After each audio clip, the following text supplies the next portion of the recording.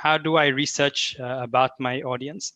Now, when you know exactly what you want to talk about, there will already be a specific group of individuals who are interested in that sort of specific subject. Like, for instance, if I was to give you an example, I talk about a lot about, in fact, this overarching message that I shared in this story about following your passion and dream, about the world of entrepreneurship. That in itself is a lot of a lot of people want to sort of achieve that in life. And I knew that my immediate audience would be young individuals when I got started in my career. So where can I find young audiences? Schools, colleges, universities, which led to starting up this whole Inspire 1 Million campaign that I did to travel the world, speaking at a lot of schools, colleges, universities, and public events like that. Because I knew that everyone wants to follow their passion. Everyone wants to have everyone has a dream. But how do I get them to realize and recognize that, and who is my audience based on that? So it's a very broad subject, but when you're telling it through a narrative, you're telling it through a story, the audience can be anybody who can buy into that story. And to research that audience, it's about going online. In fact, what I used to do, I used to list every school, every college, every university that is in London, across the UK, and create my own database that way. I would send them an email. I would send them, for instance, a bit of a show reel, 1 minute about my speeches, what I talk about, and send that out to them. If they're interested, they would come back, and then that I create a lead, and then that lead gets warm if I start to have a conversation with them. So that's more the sort of business element involved in terms of public speaking, going from public speaking to actually having a profession, becoming a professional speaker, because there's a difference. A public speaker is somebody who does it as a one-off kind of thing every now and then, and whenever they're invited to speak. As a professional speaker like myself, we do that as a lifestyle, as a profession.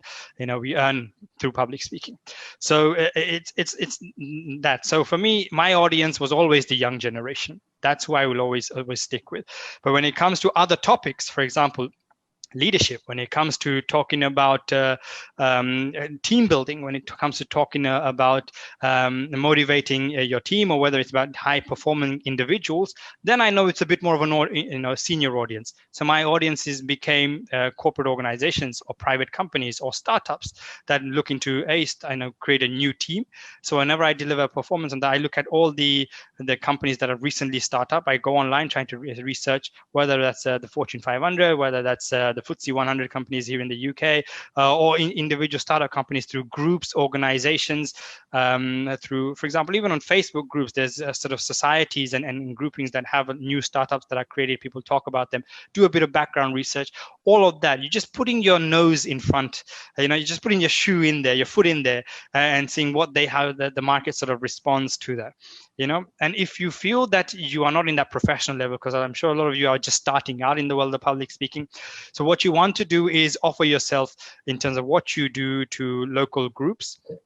There's a lot of, for example, a lot of sessions that you can find online, for example, Meetup, or even an Eventbrite, things like that, where people are hosting sessions and they're looking for speakers. You see, so these are opportunities for you to knock on their doors. Hey, I'd like to speak at your event because your topic of speech relates to my topic of conversation and what I share with my audience. Can I have a 10-minute spot, a 15-minute spot to speak in front of your audience? And you can do that for free. You do it for free, film your session, you have a bit of a portfolio background, sort of when you're having to promote yourself later on, you have something to show and showcase to your actual audience who are going to pay for your sessions. So you build up that sort of community. Then you can go one level up to startups and local businesses, local groups, to going up to more the corporate organizations, all the way to the bigger sort of platforms like TED, global level platforms that you want to speak in front of. But you need to put your sort of foot in the door. And when you start speaking and there's a group of, let's say, 10, 20 people in the audience, there's going to be somebody who can recommend you. There's going to be somebody who can refer you to another individual who's organizing events. And that's how speakers grow their sort of portfolio. A lot of it is through referrals, and a lot of it is through recommendations, because they've heard you speak and they know what you're going to talk about. So that's how you do the initial research process. And I hope that answers your question.